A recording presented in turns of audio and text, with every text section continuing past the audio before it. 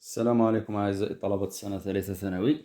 نلتقي من جديد في إطار تحضير لشهادة البكالوريا ومختلف الامتحانات. اليوم سوف نقوم أيضا بدراسة نص تاريخي آخر.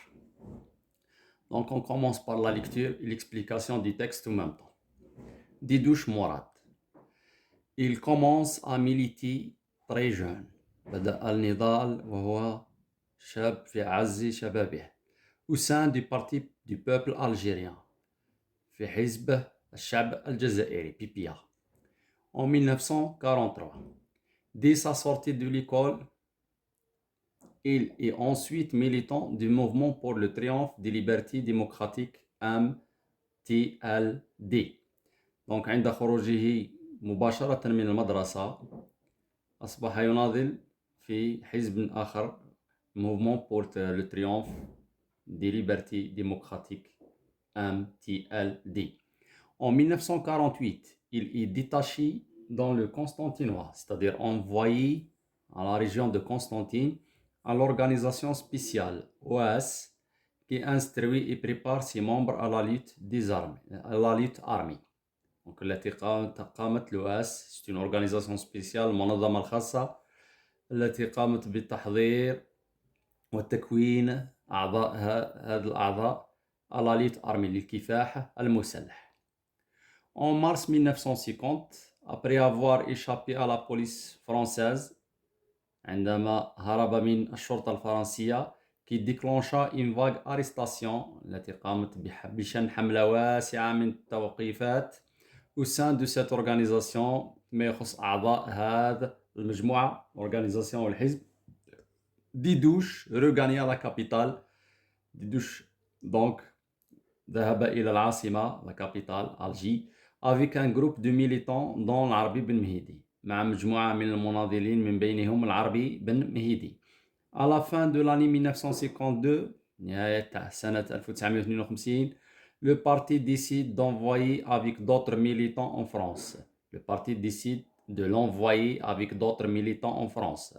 الحزب قرر أن يبعثه مع مناضلين آخرين إلى فرنسا.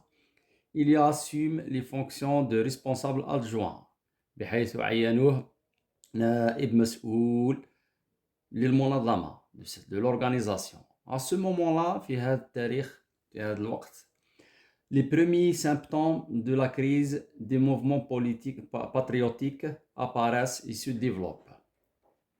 الأعراض الأولى لاختناق لمشاكل هذه المنظمة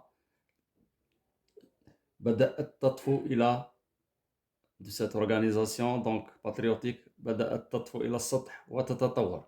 Didouche se trouve dans l'obligation de retourner au pays. Didouche كان مجبرا وجد نفسه مجبرا للرجوع de retourner إلى الوطن ainsi que d'autres responsables مع مسؤولين آخرين.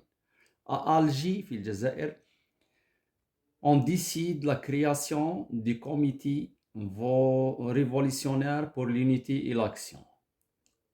قرروا تشكيل حزب un comité donc حزب أو organisation révolutionnaire حربية pour l'unité et l'action من أجل الوحدة والعمل donc créa fin 1953 في نهاية 1953 début 1954. Didouche Mourad est l'un de ceux qui préconisait l'action armée à outrance jusqu'à l'indépendance totale des pays. Didouche Mourad هو واحد من الذين يفضلون الكفاح المسلح على الكفاح السياسي bien sûr حتى النخاع jusqu'à l'indépendance totale des pays حتى الاستقلال التام للبلد.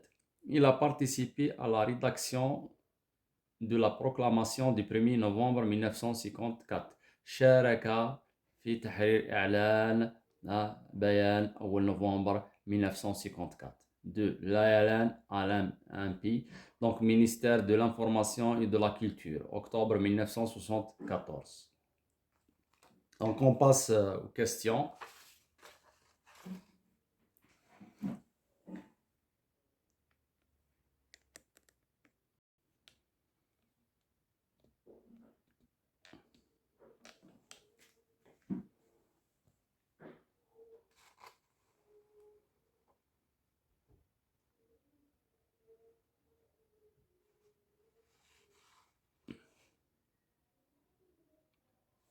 Donc, la première question.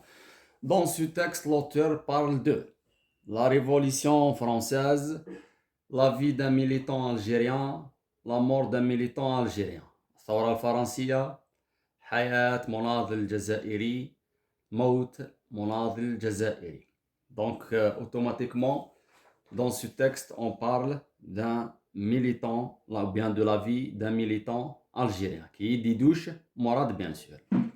Relevé du texte, le champ lexical des mots révolution. Bon, pour la notion du champ lexical, le champ lexical, c'est l'ensemble des mots qui renvoient au même thème. مجموع الكلمات التي تعود على نفس الموضوع. Le champ lexical هو مجموع الكلمات التي تعود على نفس الموضوع. Quand vous avez remarqué, le texte contient beaucoup de mots qui renvoient à ce champ. Parmi ces mots, on a le mot militi, مناضل, lutte, كافح, armée, harbi, patriotique, révolutionnaire, action, armée. Et bien sûr, il y a d'autres mots que vous pouvez trouver dans le texte. Voilà. Question 3. Complétez le tableau suivant. On a un tableau de 2 colonnes. جدول من خانتين.